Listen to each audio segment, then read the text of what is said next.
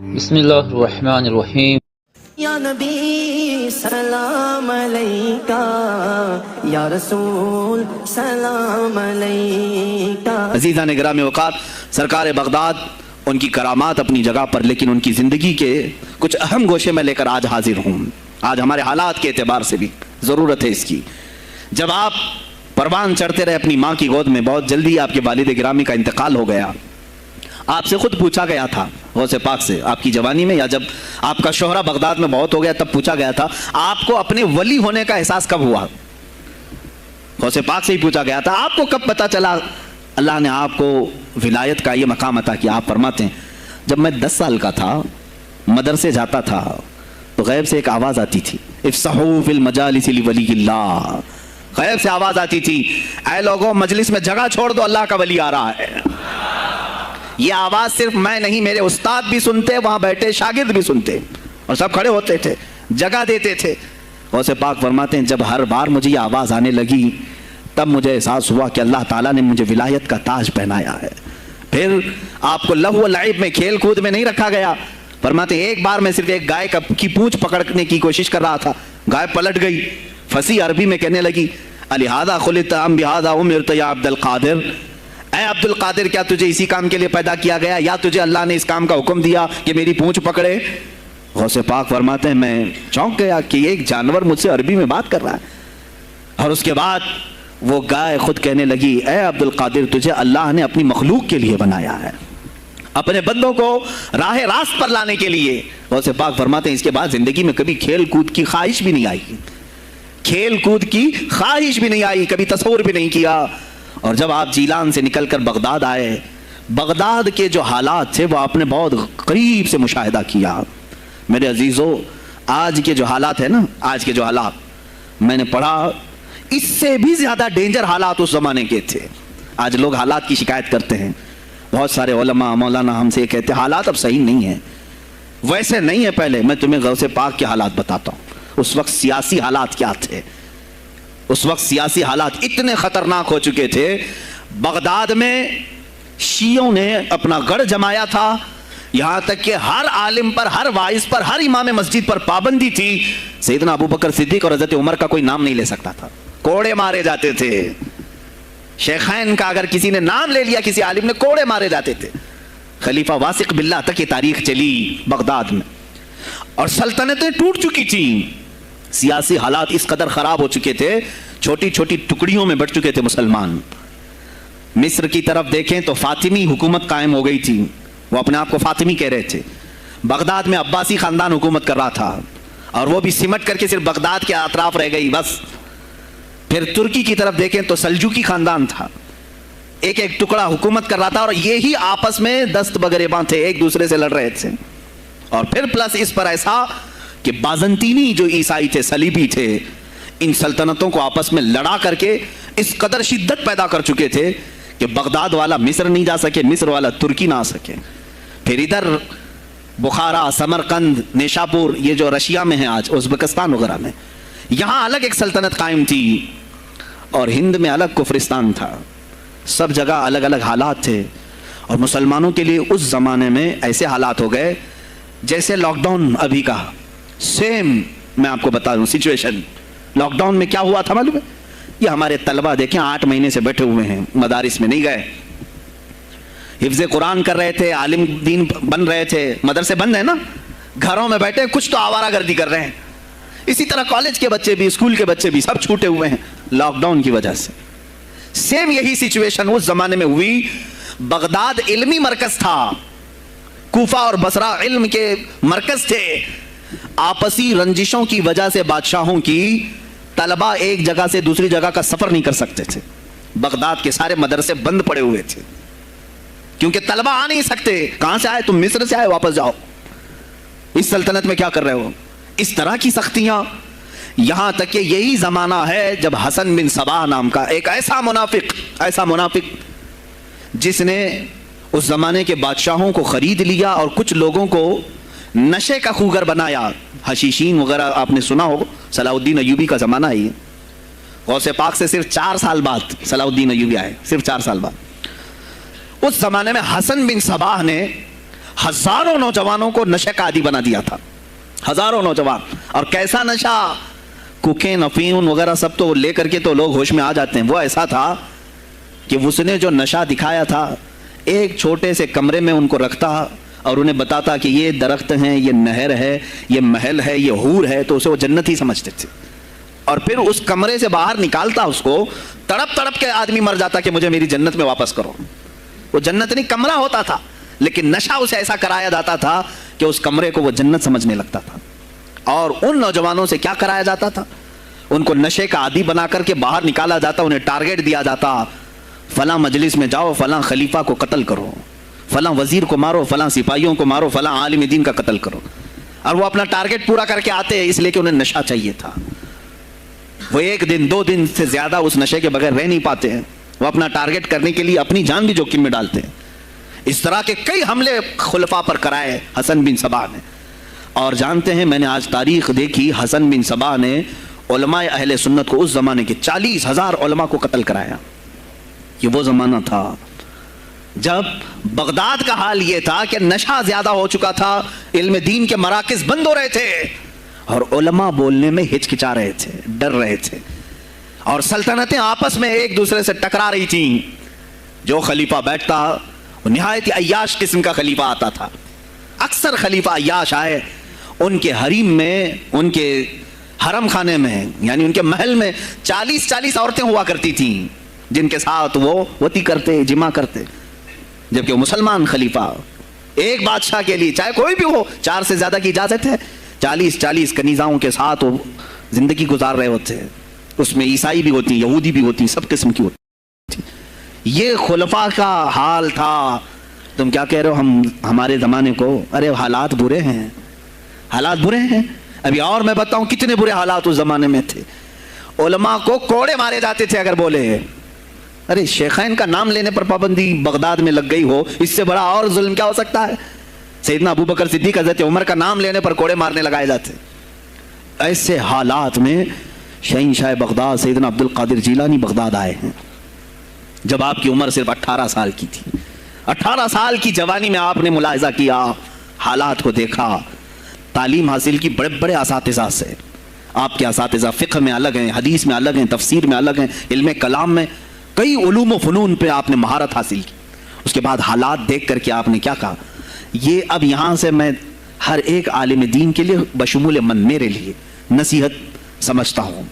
गौर से सुन लें। गौसे पाक रज़ियल्लाहु ताला अन्हु की ज़िंदगी में एक मोड़ ऐसा आया, और शायद मैंने भी कभी कई मरतबा इस तरह सोचा है, मैं कंपेयर नहीं कर रहा हूँ, लेकिन सुने, हालात को देख करके गौसे पाक ने जंगल का रुख इख्तियार कर लिया। क्या लेना देना है इस दुनिया से? और आप खुद फरमाते हैं, मेरा इरादा हुआ जंगल में ऐसी जगह रहूं कि ना मुझे मखलूक देखे और ना मैं मखलूक को देखूं, इबादत में ऐसे मसरूफ हो जाऊं। जंगलों में आप इबादत करते रहे, लेकिन फरमाते हैं मुझे गैब से आवाज आई अल्लाह रब्बुल इज्जत की तरफ से, कहा ए बंदे कादिर, आपका नाम ही अब्दुल कादिर है, ए कादिर के बंदे, तुझे अल्लाह ने जंगलों के लिए नहीं बनाया, उम्मत मुस्तफ़ा की रहनुमाई कर, खल्क़े खुदा तुझसे नफ़ा हासिल करे, वापस आ जा। और से पाक फरमाते हैं मेरा इरादा तो था कि मैं अपनी ज़िंदगी अल्लाह की याद में फ़ना कर दूं, लेकिन मैं शहर सिर्फ इसलिए वापस आया कि जंगल में सिर्फ मेरी इस्लाह हो सकती है, शहर में पूरी उम्मत की इस्लाह हो सकती है। उलमा के लिए यही आज नसीहत है। तुम चाहे तो गद्दी नशीन बन जाओ, सज्जादा नशीन बन जाओ, झोली नशीन बन जाओ, जंगल नशीन बन जाओ, हो सकता है तुम्हारे अपने फ़ायदे के लिए तुम सोच सकते हो। मैंने अभी ये कहा, मेरे दिल में इरादा था कि गोशा नशीन होकर के अपनी इबादत करें, अपनी आखिरत की फ़िक्र करें। नहीं, उलमा को अल्लाह ताला ने इल्म अता किया है उम्मत मुस्तफ़ा की रहनुमाई के लिए, यह अमानत है, चाहें तो भी छुप ना सकें। अजीज़ा ने गिरामी वक़ार, गौसे पाक रज़ियल्लाहु ताला अन्हु वापस बगदाद आए। अच्छा, वो इतनी इबादतों के अरसे में जानते हैं कहाँ कहाँ का सफ़र नहीं किया उन्होंने? जंगलों का सफ़र, सहराओं का सफ़र, बयाबानों का सफ़र, यहाँ तक कि श्रीलंका की सरजमीन तक पहुँचे, मुल्तान तक आए। ये तारीख़ की किताबें बताती हैं आपने पैदल ये सारे सफ़र किए, फिर वापस उसी बगदाद आए जहाँ के हालात बड़े ही कशीदा थे। और खुलफाए वक्त के खिलाफ जुबान खोलना ये आग से खेलने के बराबर था, आग से खेलने के बराबर था। اور سب سے بڑا مسئلہ تو غوث پاک کے لیے یہ تھا کہ آپ بغداد کے نہیں تھے، عراق کے نہیں تھے، آپ جیلان سے آئے تھے۔ جیلان ایران میں ہے۔ اس زمانے میں طبرستان ایک صوبہ تھا، طبرستان کا ایک شہر جیلان تھا۔ جیلان سے آئے ہوئے تھے بغداد میں۔ آپ کی زبان فارسی تھی، فارسی زبان کا ایک طالب علم بغداد میں آیا ہے، اور بغداد پورا عربیوں کا ہے، فصیح عربی بولنے والے لوگ، اور نہایت ہی عیاشی میں پڑے ان کی اصلاح کیسے کریں۔ دل میں بار بار یہ احساس ہوتا۔ غوث پاک فرماتے میری زبان فارسی تھی اور ان کی زبان عربی ہے، میں ان سے خطاب کیسے کروں، ان کو اصلاح کے راستے پر کیسے لاؤں۔ بار بار سوچتے تھے، لیکن دل میں ایک درد ہوتا تھا کہ امت مصطفیٰ کو اس حال میں نہیں چھوڑنا چاہتا۔ ایک دن ایک مسجد میں غمگین حالت میں سوئے، ظہر کا وقت تھا، نماز پڑھ کر کے آپ آرام کر رہے ہیں، اور جیسی آنکھ بند ہوئی سرور کائنات صلی اللہ علیہ وسلم تشریف لائے۔ پوچھا عبد القادر کیوں غمگین ہے میرے بیٹے؟ کہا کہ یا رسول اللہ صلی اللہ علیہ وسلم زبان میری اجمی ہے، فارسی، میں عربیوں کے بیچ بیٹھا ہوں، اصلاح کرنے کی کوشش کرتا ہوں، لیکن مجھے یہ اجمی سمجھیں گے۔ اللہ کے نبی صلی اللہ علیہ وسلم نے فرمایا تو اپنا منہ کھول۔ آپ نے منہ کھولا، حضور پاک نے اپنا لعاب پاک ڈالا، دوسری بار ڈالا، تیسری بار ڈالا، چوتھی بار ڈالا، پانچویں، چھٹی، 7 مرتبہ حضور پاک نے اپنا لعاب پاک دیا اور کہا عبد القادر اب اٹھ اور بیان کرو۔ فرماتے ہیں خواب میں نے حضور اکرم صلی اللہ علیہ وسلم کا لعاب پاک لیا، تھوڑی ہی دیر گزری تھی، میرے خواب میں ہی میرے جد کریم مولا کائنات علی مرتضیٰ تشریف لایا۔ کہا پھر وہی سوال کیا عبد القادر کیوں نہیں بیان کرتے؟ کہا میں فارسی النسل، فارسی ہوں اور عربیوں کے بیچ میں ہوں۔ انہوں نے کہا تو اپنا منہ کھول۔ باب العلم، باب مدینۃ العلم، علی کرم اللہ وجہہ الکریم اپنا لعاب پاک ڈالتے ہیں، 1 بار 2 بار 3 بار 4 بار 5 بار 6 بار بس کیا۔ غوث پاک نے کہا نانا جان نے مجھے 7 مرتبہ پلایا، آپ نے 6 مرتبہ۔ علی کرم اللہ وجہہ الکریم فرماتے ہیں میں برابری تو نہیں کر سکتا، وہ رسول کائنات ہیں۔ عزیزان گرامی وقار، غوث پاک فرماتے ہیں پھر میری آنکھ کھلی، اور اسی جامع مسجد میں جب میں کھڑا ہوا اور خطاب کے لیے لوگوں کو پکارا تو دیکھا ادھر سے بھی مخلوق آ رہی ہے، ادھر سے بھی آ رہی ہے، سامنے سے بھی آ رہی ہے۔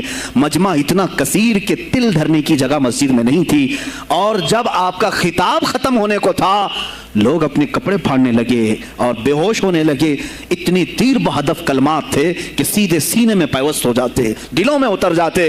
اس کے بعد وہی دن تھا سیدنا عبد القادر جیلانی کو لوگوں نے ہاتھوں ہاتھ اٹھایا، بغداد میں شہرا ہو گیا کہ کوئی ایک اجمی آیا ہے اور عربیوں پر فوقیت لے گیا ہے، سارے عربی اس کے سامنے دنگ رہ گئے ہیں، کوئی عربی اس کی فصاحت کو نہیں پہنچ پاتا ہے۔ کئی لوگ امتحان کے لیے بھی آئے، ایسا نہیں ہے کہ غوث پاک کو یوں ہی چھوڑ دیا گیا۔ میرے عزیز تم تو 1000 سال کے بعد کرامتیں سنتے ہو نا، یہی لگتا ہے کہ غوث پاک بہت کرامتوں کے مالک تھے، بہت بڑے عالم اور بڑے ولی کامل تھے، کچھ نہیں ہوا ہوگا ان کے ساتھ۔ ہمارے سے زیادہ خطرے انہوں نے مولے ہیں، ہم سے زیادہ حاسدین ان کے تھے، دشمنی کرنے والے اپنوں میں بھی بہت سارے تھے۔ غوث پاک رضی اللہ تعالیٰ عنہ کا جب خطاب شروع ہوا، کیا ایک خطیب جب مشہور ہونے لگے تو دوسرے مولوی خاموش رہ جائیں گے؟ حسد کی چنگاری بھڑکتی ہے، وہ غوث پاک کے خلاف بھی بھڑکی۔ اور بغداد میں جب یہ شورا ہونے لگا تو کئی علماء اس وقت کے جو بڑے بڑے پائے کے عالم ہیں، ان کی کتابیں آج بھی موجود ہیں، میں نام تذکرے نہیں کر رہا، لیکن انہوں نے ٹیسٹ لینے کی غرض سے، امتحان لینے کی غرض سے کئی لوگوں کو سوالات بھیجے۔ ایک دن مجلس میں ایسا تھا کہ غوث پاک تفسیر قرآن بیان کرتے تھے، تفسیر قرآن بیان کرنا غوث پاک کا محبوب مشغلہ تھا، روزانہ قرآن کی تفسیر عرض کرتے۔ ایک دن مجلس میں بڑے بڑے علماء کی جماعت، جس میں عبد الرحمن جوزی جیسے بڑے فقیہ محدث ہیں، ان کی ایک جماعت آئی، قرآن کی جو آیت کی تفسیر وہ کر رہے تھے اس تفسیر کو کئی کتابوں سے انہوں نے اخذ کیا اور لے کر کے آئے، مجمع میں بیٹھے ہیں، غوث پاک نے تفسیر شروع کی۔ ایک آیت کی کتنی تفسیریں ہو سکتی ہیں، کتنی تفسیریں ہو سکتی ہیں؟ ایک تفسیر بیان کیا، اس کے بعد کہا اس آیت کی ایک دوسری تفسیر یہ ہے، پھر تھوڑی دیر کے بعد غوث پاک نے فرمایا اس کی ایک تیسری تفسیر یہ ہے، پھر کہا اس کی ایک چوتھی تفسیر یہ ہے، پھر کہا اس کی ایک پانچویں تفسیر یہ ہے۔ بیان کرتے جا رہے ہیں، یہاں تک کہ 13 تفسیریں ہو گئیں۔ जो बैठे हुए थे वो आशाश करने लगे। उसके बाद इतना ही नहीं, आगे बढ़ते रहे, आगे बढ़ते गए। 40 तफसीरें एक आयत की आपने बयान की। जो आए थे वो खड़े हो गए और उसके बाद गौसे पाक रज़ियल्लाहु ताला अन्हु को देखने लगे। गौसे पाक ने उनको मुखातब करके कहा, ऐ गिरोहे उलमा, ऐ जमात उलमा, तुम 13 तफसीरें याद करके आए थे एक आयत की, क्या वो मैंने शुरू से 13 तक सही बयान किया? सब अपने जुब्बे उठाने लगे। कहा, हम तो ये 13 तफसीरें पढ़कर आए थे ये सोच करके कि शेख अब्दुल कादिर जिलानी को 2-3 से ज्यादा तफसीरें नहीं आती होंगी। 13 के बाद आप तो 40 तक पहुंचे, वहां तो हमारा भी इल्म नहीं पहुंचा। जमात उलमा दंग रह गए और उसके बाद तौबा भी किया। कहा, हमारे दिलों में बदगुमानी आ गई थी, हम तौबा करते हैं। गौसे पाक रज़ियल्लाहु ताला अन्हु, एक और मजमा है, एक और मजमा ऐसा है कि उसमें 40 के करीब उलमा है। सवालात अलग अलग अलग लेकर के फंसाएंगे किसी तरह से, इनको डिफिकल्ट साथ लेकर। गौसे पाक रज़ियल्लाहु ताला अन्हु एक जमात से खिताब कर रहे हैं। 40 उलमा है, अलग अलग अलग सवालात नोट करके, मैं ये पूछूंगा, तुम ये पूछना, तुम ये पूछना। गौसे पाक रज़ियल्लाहु ताला अन्हु ने अपना खिताब किया और सवालात के लिए उस दिन महफिल का वक्त ही नहीं दिया। कहा, आज सवालात कोई नहीं करेगा। वो लोग तो सवालात लेकर के आए थे। सब मजमे में खिताब के बाद जिसको जो पूछना है आप कहते हैं कि पूछ लो, उस दिन का कोई नहीं पूछेगा। आओ सिर्फ मुसाफा करके जाओ, आओ सिर्फ मुसाफा करके जाओ। तो ये जो उलमा की जमात थी, इनको बुलाया। एक आते उनको सीने से सीना लगाते और कहते, तेरा ये सवाल था, उसका ये जवाब है। दूसरा आता, उससे कहते, तू ये घर से सोच के आया था, तेरा सवाल ये है, उसका जवाब ये है। इस तरह 40 से मुसाफा किया, मुआनका किया। उनके सवालात के पूछने से पहले जवाबात भी दे दिए और उसके बाद कहा, क्या है गिरोहे उलमा, तुम सवाल करते और मैं जवाब देता तो अब्दुल कादिर की क्या इसमें खुसूसियत थी? तुम सवाल भी ना करो, मैं जवाब दूं, तब पता चलेगा कि मैं बंदा कादिर हूं, मैं कादिर का बंदा हूं। तुमने सवाल भी नहीं किया और मैं जवाब दूं तो तुम्हें एहसास होगा कि मैं कादिर का बंदा हूं। अल्लाह रब्बुल इज्जत का की सिफाती। और सबसे बड़ा काम आपका क्या था मालूम? खानकाह के गद्दी नशीनों, गौर से सुनो, जो गौसे पाक का नाम लेते हैं, सरकार गौसे पाक रज़ियल्लाहु ताला अन्हु की इस सिफत को मैं बयान करूं तो ये बगले झाकेंगे। अभी गौसे पाक ने सबसे बड़ा किरदार क्या किया जानते हैं आप? लोग कहते हैं खानकाही माहौल कायम करना है, अल्लाह अल्लाह करो, तस्बीह लो, दिलों की सफाई करो, सब सही है। लेकिन गौसे पाक ने तकरीबन 25 साल सिर्फ जिहाद पर बयान किया है, सिर्फ जिहाद पर। कहा कि ए गिरोहे मुस्लिमीन, तुम पर अल्लाह ने जिल्लत मुसल्लत कर दी है इसलिए कि तुमने कोशिशें तर्क कर दी हैं। हुकूमतों को सही करने के लिए आपने बागडोर संभाल ली थी। गौसे पाक जब बयान करते मिंबर से तो वक्त का जो तख्त था वो भी हिलने लग जाता था। खलीफा मुस्तंजिद बिल्लाह, उस जमाने का खलीफा है, और तंग आ गया गौसे पाक के पास।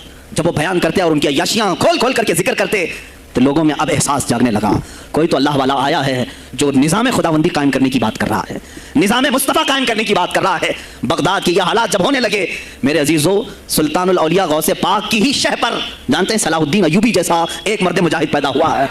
यह आपकी तहरीक थी, गौसे पाक की तहरीक थी कि जब बाज़ंतीनी ईसाइयों से आपने अपनी पूरी उम्मत को आगाह किया कि तुम सो रहे हो, तुम अपनी अय्याशियों में हो, तुम अपने नशे में हो, तुम्हारा दुश्मन ताक में लगा है, घात लगा करके बैठा है। और हुआ भी यही कि गौसे पाक के विसाल के सिर्फ 10 साल बाद सलीबियों ने हमला शुरू कर दिया बगदाद पर, मिस्र पर, तुर्की पर, हर जगह। और यही हमले की वजह थी सलाहुद्दीन अय्यूबी जैसा मर्द मुजाहिद खड़ा हुआ और फिर उन्होंने पूरे बैतुल मुक़द्दस को फतह करके अपने सर एक सहरा बांधा। आज तक उम्मत उसके एहसान को याद करती है। मेरे अजीजों, गौसे पाक के जमाने के हैं सलाहुद्दीन अय्यूबी। इतना ही नहीं, आप ही की तहरीक थी, गौसे पाक की तहरीक थी कि तुम जवानों को तैयार करो, तुम्हारी जिंदगी अय्याशी के लिए नहीं, अल्लाह का निजाम कायम करने के लिए है। तुम अल्लाह का निजाम कायम करने के लिए आए हो दुनिया में, क्योंकि अल्लाह ने तुम्हें खलीफतुल्लाह कहा है। अल्लाह के तुम खलीफा हो, तुम नायब हो अल्लाह के। तुम यहाँ पर अपनी मौज मस्ती के लिए नहीं आए। अब इस जमीन पर बात होगी तो सिर्फ मेरे मौला की होगी, इस जमीन पर बात होगी मेरे मुस्तफा की होगी। ये सैयदना अब्दुल कादिर जिलानी का ऐलान था। है कोई आज पीराने इस्लाम वो ऐलान करें कि आज इस जमीन पर सिर्फ हम नामूस रिसालत की बात करेंगे? कौन है? क्यों बैठे हो? गौसे पाक से अगर तुम्हारी अदना सी निस्बत है तो फिर तुम्हें अपने जवानों को, अपने मुरीदों को यह सिखाना होगा कि मोटे मोटे नजराने देने से नहीं चलेगा, अपनी गर्दनें हुजूर को पेश करने के लिए तैयार करो। तुम तैयार हो जाओ अपना खून और अपनी गर्दन बारगाह मुस्तफा में देने के लिए। ये आज तरबियत दो, वरना फिर दुश्मन तुम्हें कच्चा चबाने के लिए तैयार है, कच्चा चबाने के लिए तैयार। अज़ीज़ान गिरामी, मैं गौसे पाक की तहरीक आपको बता दूं कौन सी तहरीक थी। वो सलाहुद्दीन अय्यूबी जो बैतुल मुक़द्दस फतह किया, ये गौसे पाक की तहरीक है। और फिर चंद सालों के बाद पूरे आलम इस्लाम में जो खिलाफत उस्मानिया कायम हुई, गाजी अर्तगल जो आए, ये तहरीक भी गौसे आज़म की पैदा की हुई थी। आपने जवानों को मुतहर्रिक किया था और फिर उम्मत का वो शऊर बेदार किया था जो उनमें मुर्दा कर चुके थे कुछ हुकूमत हुकूमत के कारिंदे। मैं समझता हूँ उस वक्त जितने खुलफा बैठे हुए थे खिलाफतों पर, तख्त पर, जो नाम के मुसलमान थे, या उसको हमारी जुबान में समझ लो सब कांग्रेस के थे, जो मुनाफिक थे, यानी दिखते थे बस, लेकिन अंदर से सब निफाक होता था, निफाक होता था। हाँ, मैं साफ कहूँगा बगदाद में भी कांग्रेस का खलीफा रहा होगा, मिस्र में भी और तुर्की में भी और निशापुर में भी, इसलिए कि मुसलमानों के खून चूस करके तख्त पर बैठ तो जाते लेकिन पूरी जिंदगी गुजर जाती, मेरे मुस्तफ़ा का नाम तक नहीं लेते थे, इनको बिठाते थे मुसलमान। आज आप भी तो यही कर रहे हैं, यही कर रहे हैं। हम अपना अपना समझ करके जिनको ऊपर तक बिठाते हैं, पूरी जिंदगी छान मार करके देख लो, कभी ये निज़ाम कुरान की कभी बात किया है? कभी मेरे मुस्तफ़ा पर आने वाली आंच के लिए खड़ा हुआ है? कोई नहीं खड़ा होने वाला है। इनके सफ़ेद कुर्ते और इनके सफ़ेद पजामे सब कफन बनकर रह जाएंगे और कुछ भी नहीं होगा। अज़ीज़ान निगरामी वक़ार, आपको सरकार बगदाद रज़ी अल्लाह तआला अन्हु की तहरीक में बताऊं, तुर्की से निकलने वाली खिलाफत उस्मानिया गौसे आज़म की पैदा की हुई तहरीक थी। इतना ही नहीं, आपके आखिरी ज़माने में सरकार ख्वाजा गरीब नवाज मोइनुद्दीन चिश्ती रज़ियल्लाहु तआला अन्हु की मुलाकात बगदाद में हुई। मोइनुद्दीन अजमेरी रज़ियल्लाहु तआला अन्हु की मुलाकात हुई। तारीखदान ने लिखा, आज मैंने पहली मरतबा इसको पढ़ा और आपके सामने पहली बार बता रहा हूँ, सरकार बगदाद और हज़रत ख्वाजा गरीब नवाज की मुलाकात के बारे में बहुत सारे बातें चलती हैं किताबों में भी, मैंने अपने मुर्शिद से भी पूछा था। बहरहाल एक तारीखी एक किताब से मुझे आज ये बात मिली कि सुल्तानुल औलिया गौसे पाक ने हज़रत ख्वाजा गरीब नवाज को क्या वसीयत की थी, क्या कह करके भेजा था। उनके पास गौसे पाक ने, गरीब नवाज ने बहुत सारी इनामात, औराद, वज़ाइफ, तुरुक, इजाज़ात सब हासिल किए, लेकिन हिंदुस्तान जब आए क्या किया उन्होंने, ये भी बताया गया कि गौसे पाक की तहरीक थी। क्या? सुल्तानुल हिंद सरकार गरीब नवाज ने शहाबुद्दीन गौरी को बुला करके हिंदुस्तान में परचम इस्लाम लहराने का हुक्म दिया था। ये तहरीक भी सरकार गरीब नवाज ने लाई थी बगदाद के वली कामिल से। तुम क्या समझते हो या औलिया खाली मुसल्ला लेकर के घूमते थे, या औलिया इकराम सिर्फ गद्दी नशीन थे? नहीं मेरे अजीजों, ये हुकूमत वक्त को आंख में आंखें डालकर बात करते थे और फिर निज़ाम मुस्तफ़ा की बात ललकार करके करते थे। आज के ज़माने में कुछ लोगों ने औलिया को ऐसा पेश किया है जैसे वो दुर्वेश है, बस जंगल में रहते थे और कुछ नहीं। नहीं मेरे अजीजों, वो अल्लाह के शेर थे, अल्लाह के शेर थे। इसीलिए तो इकबाल ने कहा है, अल्लाह के शेरों को आती नहीं रुबाई। वो कभी लोमड़ीपन का उन्होंने अपने आप में इजहार ही नहीं किया कि नहीं ये भी चलेगा वो भी चलेगा, कभी नहीं। वो गरजते थे अपने तख्त पर, अपनी खानकाहों पर। देखिए खलीफा मुस्तंजिद बिल्लाह, अबुल मुजफ्फर उसको कहते हैं, बगदाद का वो खलीफा, अब्बासी खलीफा, बड़ा ताकतवर, और उसी के ज़माने में गौसे पाक हैं। एक फारस से आने वाले अजमी अब्दुल कादिर, शेख अब्दुल कादिर, जब बगदाद की जामा मस्जिद में बयान कर रहे हो, दरो दीवार हिल रहे हैं। वो अपने खिलाफत के दरबार में बैठा है खलीफा, अचानक बहुत जोर की आवाज़ आई, पूरे महल में गूंज गई। पूछा ये आवाज़ कैसी बगदाद में? लोगों ने मालूम करके बताया कि शेख अब्दुल कादिर जीलानी ने छींक मारी, उनके मुरीदों ने सिर्फ जवाब दिया है। उनको छींक आई थी, जवाब में लोगों ने यरहमुकल्लाह कहा, वो खलीफा वक्त के महल तक पहुंच गई आवाज़। तो उसने कहा ये तो पूरा हिला देने की बात है। एक बात याद रखो मेरे अजीज़ों, आवाज़ हो सकता है तुम्हारी मस्जिद से बाहर जाए ना जाए, तुम्हारी आवाज़ का दारो मदार तुम्हारे गले पर नहीं है। एक बार तुम पुकारोगे, पहुंचाना मेरे मौला का काम है। अब हमारी आवाज़ कहाँ कहाँ तक पहुंचती है, किसके किसके टायर फटते हैं, ये सब बात की बात है। तुम पुकार करके तो देखो। अल्लाह रब्बुल इज़्ज़त के नाम पर अज़ीज़ान निगरामी वक़ार मुस्तंजिद बिल्लाह आया और वही किया जो हर अय्याश करता है। जाहिर सी बात है, मौलवी साहब कुछ ले दे के छोड़ दो, जान बख्श दो, जाओ कहीं बैठो, आप अल्लाह अल्लाह करो। कहाँ ये हुकूमत सियासत की बातों में आप आ गए? चंद दिनों पहले मैंने भी सियासत की बात की तो मुझे भी एक मशवरा ऐसा है, क्या आपको इंटरेस्ट है MP बनने का, MLA बनने का? मैंने कहा मुझे इंटरेस्ट तो नहीं है, लेकिन कुर्सी साफ करने का इंटरेस्ट बहुत है, उस पर जो कचरा है उसको साफ करने का इंटरेस्ट बहुत है। इंशाअल्लाह अज़ीज़ वक्त आएगा वो साफ होंगी भी। अज़ीज़ान निगरामी मुस्तंजिद बिल्लाह 10 अशरफियों की थैलियां लेकर सुने की गौसे पाक के दरबार में आए। आप मुरीदीन के साथ बैठे, अरे वो हाल और काल की मजलिसें हैं। मुस्तंजिद बिल्लाह आया, गौसे पाक की बारगाह में कहा कि हुजूर आप कबूल कर लें, नजराना है। आपने कहा तू रख ले अपना नजराना, तो अपने पास रख ले। कहा कि हदिया कबूल करना सुन्नत है, आप सुन्नत के खिलाफ करते हैं। गौसे पाक ने कहा ला एक थैली लिया और अपने बगल में दबा करके उसको निचोड़ना शुरू किया तो उससे खून टपकने लगा। खून इतना टपकने लगा तो हाजिरीन मजलिस तंबा खुद रह गए। खलीफा मुस्तंजिद बिल्लाह भी देख रहा था। गौसे पाक ने फरमाया अभी तो ये एक थैली है, मैं 10 को निचोड़ूंगा तो ये खून तेरे दरबार तक पहुंच जाएगा, तेरे दरबार तक पहुंच जाएगा। तू मुझे वो अशरफियां देने आया है जो तूने गरीबों के माल को चूस करके हासिल किया, तो मुझे खरीदने के लिए आया है। अगर मुझे तेरे खानदान की हुर्मत का ख्याल ना होता तो मैं आज पूरे बगदाद की नालियों में इसी का खून बहाता। खलीफा मुस्तंजिद बिल्लाह बेहोश हो गया और उसके बाद जब होश आया उसने तौबा किया और आपके हाथ पर बैत भी किया। अब उसके बाद वो खलीफा ऐसा पाक हुआ, नजर गौस जो पड़ी। अब उसके बाद दरबार खिलाफत के हालात क्या हो गए सुने यार, मैं आज सियासत पर बात कर रहा हूँ।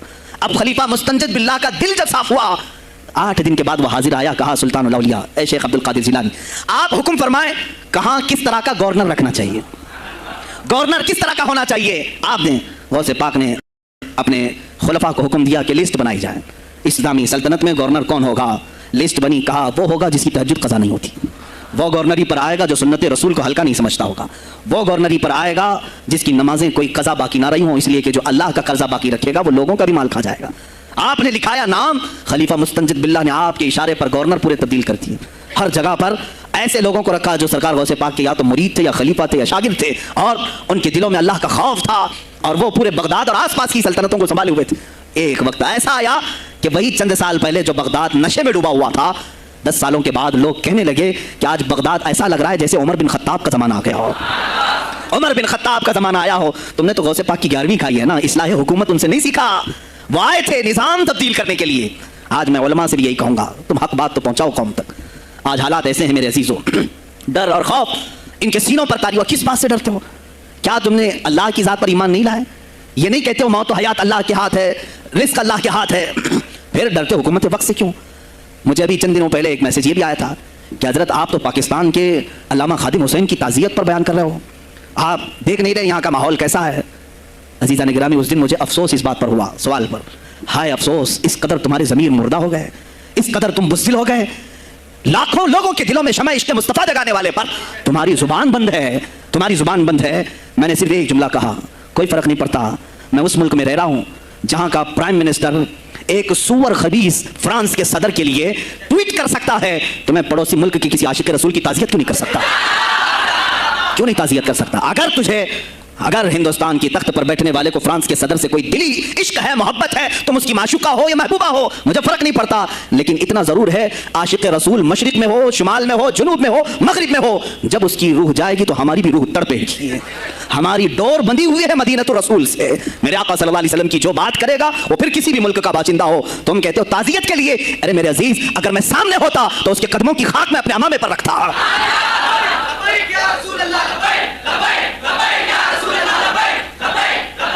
अज़ीज़ान गिरामी वक़ार, ये बहुत खामोशी हमने इख्तियार की, बहुत खामोशी। कोई बात नहीं, तुम देखोगे हालात ख़राब होने की जो शिकायत आज कर रहे हैं उलमा, तुम सब के सब जाओगे। मुझे अभी बच्चों ने बताया कोई कांग्रेस के लीडर का इंतकाल हो गया तो पीर साहब ताज़ियत के लिए बाहर खड़े हो गए, बाहर आ गए, हम उनकी ताज़ियत करते हैं। डूब मरो चुल्लू भर पानी में, तुम्हारी गद्दी पे ही मर जाओ। तुम्हारी ज़ुबानों पर जब आशिक रसूल के लिए ताज़ियत के अल्फाज आने में हिचकिचाहट आती है, कौन सा इश्क़ रसूल, कौन सा कलमा तुमने पढ़ा है? गौसे पाक की अगर तुम्हारे अंदर जरा बराबर भी निस्बत है तो मैं कहूँगा मेरे अजीज़ों, सुल्तानुल औलिया गौसे पाक आशिक रसूल ही नहीं, फना फिर रसूल थे। मेरे नबी की बात पर अगर कोई उंगली भी उठाता, आप या तो अपनी करामत से उसका मुंह तोड़ जवाब दे देते। किसी ईसाई ने सिर्फ ये कहा था मेरे नबी ईसा अफजल है, वो मुर्दों को जिंदा करते थे, आपको जलाल आया, कहा मोहम्मद अफजल नहीं है इसलिए कि वो मुर्दे जिंदा नहीं करते थे, आप उसका हाथ पकड़कर कब्रिस्तान ले गए। मेरे नबी पर बात करता है, मैं तुझे जिंदा करके दिखाता हूँ। अपनी करामत से मुर्दे को जिंदा करके दिखाया। अब बोल कौन अफजल है, ईसा अफजल है कि मैं अफजल हूँ? तूने तो ईसा अलैहिस्सलाम को मुर्दे जिंदा करते देखा तो नहीं, लेकिन अब्दुल कादिर को सामने देखा। गौसे पाक ने कहा मैं अपना मुआजना ईसा अलैहिस्सलाम से नहीं करता हरगिज़, लेकिन याद रखना मेरे नबी पर अगर जुबान खोलेगा तो अब्दुल कादिर अपने कदम से उसको जवाब देगा। वो जवाब देते आपकी जिंदगी नामूस रिसालत की हिफाजत के लिए गुजरी है। सुल्तानुल औलिया गौसे पाक रज़ियल्लाहु ताला अन्हु की बारगाह में जब एक सवाल आया कि लोग कहते हैं नबी हर जगह कैसे हाजिर हो सकते हैं, आपने खुद करके दिखा दिया। कोई साहब आए, कहा हमारे घर दावत है, आप तशरीफ लाएं, कहा ठीक है आता हूँ। थोड़ी देर बाद दूसरे आए, कहा हमारे घर दावत आप आए, सेम टाइम पे कई 70 लोग आए, सबकी दावत कबूल की। दूसरे दिन शाम में लोग आकर के फख्र कर रहे हैं आज मेरे घर शेख अब्दुल कादिर जिलानी आए थे, दूसरा कह रहा नहीं मेरे घर आए थे, तीसरा कह रहा मेरे घर आए थे। एक वक्त में सब घरों पर कैसे? सबों ने कहा उन्हीं से पूछते हैं वो कहाँ गए थे। जब लोग आए तो सुनने में आता है कि आप एक दरख्त के नीचे बैठे थे, लोग सवाल करने के लिए आए, सब आपस में कह रहे हैं हमारे घर आए थे, हमारे, आप बताएं क्या किसके घर गए थे? तो उन्होंने कहा दरख्त के ऊपर देखो। तो लोगों ने दरख्त के ऊपर निगाह डाली तो देखा हर पत्ते पर शक्ल अब्दुल कादिर नजर आ रही है। फरमाते हैं अल्लाह ने अब्दुल कादिर को ये इतनी कुदरत दी है कि बैक वक्त वो कई जगहों पर हाजिर हो सकता है। तो जब एक गुलाम रसूल को अल्लाह ने ये ताकत दी तो रसूल मुख्तार को कितनी ताकत दी होगी। उन्होंने नामों से रिसालत को वाज़ेह किया है। मेरे अजीज़ों, औलिया कामिलीन इसीलिए आते हैं, वो नबी का परताव बन करके आते हैं। और आज उनके नाम की 11वीं खा करके मोटे हो रहे हैं, बस और कुछ नहीं। और लोग ये समझते हैं नफ्स को मोटा करके तुम अपनी जुबानों में घी लगा चुके हो, बोलोगे तो पकड़े जाओगे, बोलोगे तो तुम्हारे ऊपर केस हो जाएगा। हो नहीं तो मेरे अजीज़ों, आज तो हालात ऐसे हैं, मैं रो पड़ा कल जब मुझे ये रिपोर्ट मिली कि सिर्फ हिंदुस्तान की सोशल मीडिया पर 25,000 पोस्ट मेरे नबी की शान में गालियां दी गई हैं। 25,000 लोगों ने गुस्ताखी की है। तुम भी तो रात भर इंटरनेट चलाते हो, पूरा का पूरा वक्त अपने मोबाइल में सर्व करते हो। जाना है तुम्हें भी मेरे आका की बारगाह में, याद रखना हुजूर पाक सल्लल्लाहु अलैहि वसल्लम के दरबार में जाने वाले हो और तुम्हारा कोई उज़्र कबूल नहीं किया जाएगा। हज़रत साद बिन रबी की वो बात मुझे याद आती है, जंगे उहद में हुजूर की हिफाजत के लिए लड़ते लड़ते मैदान में ऐसे आ गए थे काफिरों के कि आपके गोश्त के टुकड़े उड़ रहे थे, जिस्म के गोश्त के टुकड़े उड़ रहे थे। मेरे आका देख रहे थे, शाम का वक्त हुआ, उहद का मैदान, हवाजें, सन्नाटा, 70 लाशें पड़ी हुई थी सहाबा की। अल्लाह के नबी ने पुकारा मेरे साद को ढूंढो, कहाँ है साद, कहाँ है? सहाबा कहते हैं हम आवाज देने लगे साद तुम जिंदा हो, रसूल तुझे बुला रहे हैं। हजरत साद बिन रबी 7 लाशों के नीचे दबे हुए थे और सांसें भी चल रही थी। सांसें चल रही थी। साहबा ने जब आवाज देना शुरू किया कि रसूल पाक याद कर रहे हैं, वहीं से वो हरकत करने लगे। अंदर से आवाज दी, ए जवानों, साथ जिंदा है, मैं यहाँ लाशों के नीचे दबा हुआ हूँ। हटाई गई लाशें तो देखा उनके जिस्म में कुछ बचा ही नहीं था, कुछ नहीं था, सब फट चुका है, पेट को तक साफ किया गया है, सांसें बाकी। साद बिन रबी कहते हैं, ए साहबा, शायद मैं रसूलुल्लाह तक नहीं पहुंच पाऊंगा, हुजूर ऊंचे टीले पर बैठे हुए हैं, शायद नहीं पहुंच पाऊंगा, मेरा सलाम मेरे नबी तक पहुंचा देना, हुजूर तक पहुंचा देना। लेकिन आने वालों को क्या कहा जानते हैं? मैं जवानों तुम सबसे कहूंगा आज के हालात में। साद इब्न रबी कहते हैं, ए साहबा, मैं तो जा रहा हूं, मेरी आखिरी सांसें हैं, लेकिन अगर तुम्हारी आंखें चमकती रही, तुम्हारे जिस्मों में जान बाकी रही, और मेरे नबी पर अगर किसी ने उंगली उठाई और गाली दी, मैं क़यामत के दिन उसे नहीं छोड़ूंगा। और याद रखना, अल्लाह की बारगाह में तुम्हारा कोई उज़्र कबूल नहीं किया जाएगा अगर तुम्हारे जीते जी तुम्हारे नबी की ज़ात पर किसी ने कीचड़ उछाला। हज़रत साद इब्न रबी इतना कह करके इंतकाल हो गए, वो हुजूर तक पहुंचाए भी नहीं जा सके। ए मेरे अजीज़ों, ए जवानों, तुम क्या समझते हो कि तुम दुनिया से इसी तरह निकल जाओगे? कुरान में भी अल्लाह ने कहा, हम हसीब तुम अन तदखुलुल जन्नत, तुम ये सोच करके बैठे हो कि हम जन्नत में चले जाएंगे, पीर साहब का दामन पकड़ लिया है, मुझे तो जाना ही है जन्नत में, पीर बख्शवा देंगे हमें। तुम बरस में एक मरतबा 11वीं करके और फातिहा नियाज करके समझते हो इस्लाम का हक अदा कर दिया। यहाँ तुम्हारे नबी की अजमत पर रोज बरोज हमले हो रहे हैं। आज कुफ्र खुल करके आया है सामने, नहीं देखते आप? कुफ्र खुल करके सामने आया है तासुब के साथ। हर शहर में जाते हुए गुंडे ललकार रहे हैं इस्लाम के खिलाफ हमारे मुल्क में। अगर मैं खुल करके आया तो मेरा क्या जुर्म है इसमें? मेरा क्या कसूर है इसमें कि आप भी मैं ना बोलूं? हाँ, आज तुम्हारे पास ताकत है, पावर है, जो कुछ भी हसर और रसूख है, इससे ज्यादा क्या करोगे कि तुम मुझे जेल में बंद कर दोगे? मैं कल की तफसीर में भी यही कहा, एक मौलाना साहब ने कहा, क्या आप इतना बोल रहे हैं, आप पर ऐसे एक्ट लगाए जाएंगे कि जिंदगी भर आपकी जमानत ही नहीं होगी, आप पर ऐसे कानून लगाए जाएंगे कि आपकी जिंदगी भर जमानत ही नहीं होगी। मेरा दिल ये कहता है, ऐ लोगों, इस तरह जीकर फायदा भी क्या? ऐसी आज़ादी किस काम की जिसमें रोज उठते साथ मेरे नबी की शान में गुस्ताखियां हम सुन रहे हो और हुजूर को कोसा जा रहा हो, हम खाते पीते घूम रहे हो? इससे बेहतर है कि जेल की कोठरी में हम जिंदगी गुजार लें, कल बारगाह मुस्तफ़ा में उठने वाला चेहरा तो रहे हमारे पास। अगर अल्लाह के नबी सल्लल्लाहु अलैहि वसल्लम ने सवाल कर लिया पकड़ करके कि तेरे जिंदगी में, तेरी जवानी में मुझ पर तो लोग रंगीला रसूल कह रहे थे, तू क्या कह रहा था? तू क्या कह रहा था उस जमाने? तुम क्या कहोगे? अल्लाह के नबी, मैं मजदूर था, मैं कुछ नहीं कर सकता था, मैं गरीब था, काम काज करता था, मैं कुछ नहीं कर सकता था। याद रखो, उस वक्त मेरे आका तुम्हारे सामने बिलाल हबशी को लाकर खड़ा कर देंगे। ये क्या था बिलाल? ये तो गुलाम था, इसकी पीठ पर सिल रख करके पीठ गला दी जाती, तब भी अपनी जुबान पर मेरा नाम लेना नहीं छोड़ता था। तुम कौन सी मजदूरी की शिकायत ले जाओगे? बहाना करोगे अल्लाह की बारगाह, रसूल की बारगाह में बहाना करोगे?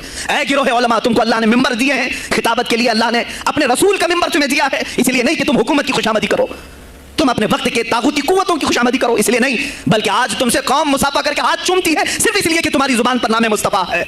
आज उलमा की जो इज्जत है सिर्फ इसलिए, तुम्हारी पगड़ियां, तुम्हारे जुब्बे देख करके कौम इज्जत नहीं करती, सिर्फ इसलिए इनके दिलों में तुम मचलते हो कि तुम मुस्तफा करीम की बातें करते हो। उलमा को जानना चाहिए कि तुम्हारी इज्जत नबी से वाबस्ता है। आबरूए माज़ा नाम मुस्तफास्त, हमारी आबरू, इकबाल ने कहा था, हमारी आबरू नाम मुस्तफा से वाबस्ता है। अगर उसी नाम को किसी ने छेड़ा तो फिर हमारा जिक्र मतलब क्या है? हम किस काम के? मैं एक मिसाल से समझाता हूँ। मस्जिद है, दीवार के पेंट को अगर किसी ने खुरच लिया तो हो सकता है माफ कर दिया, हम उसको छोड़ दें। किसी ने लकीर निकाल दी दीवार पर, हम छोड़ दें उसको। लेकिन मियाँ वो हमारे सामने आकर पिल्लर हिलाने लग गया, हम मस्जिद का ये पिल्लर तोड़ने लग गया, खामोश बैठोगे? और अगर तुम खामोश बैठे तो इसका अंजाम क्या होगा? उसने पिल्लर हिलाया तो सिर्फ पिल्लर नहीं टूटेगा, ये छत पूरा सबके ऊपर गिरेगा। आज जालिम कुफार पूरे तुम्हारी जड़ को हिला रहे हैं, मेरे नबी की जात को, सीधे मुस्तफा करीम की जात को हिला रहे हैं। अल्लाह के हबीब सल्लल्लाहु अलैहि वसल्लम की नामों को हल्के में मत लेना मेरे अजीजों, लाखों जाने जाती हैं जाए इस नाम पर, हुजूर अकरम सल्लल्लाहु अलैहि वसल्लम की जात को हल्के में मत लेना। और अगर इन्होंने हिलाना शुरू किया है अगर हुजूर की जात पर, हैरत हो रही, 25,000 पोस्ट तुम में से किसने कंप्लेंट की है? साइबर क्राइम को कंप्लेंट कर सकते थे, हमारे जज्बात को ठेस पहुंचा है। हम आज़ाद मुल्क में रह रहे हैं, मेरे नबी से छेड़छाड़ क्यों हो रही है? किसी ने आवाज़ उठाई? कुछ हैं इल्ला माशाअल्लाह, कुछ उलमा, कुछ वकला इसके पीछे लगे हुए हैं। लेकिन मेरे अजीज़ों, हर मुसलमान का यक़ है तुम्हारी निस्बत रसूल पाक से है।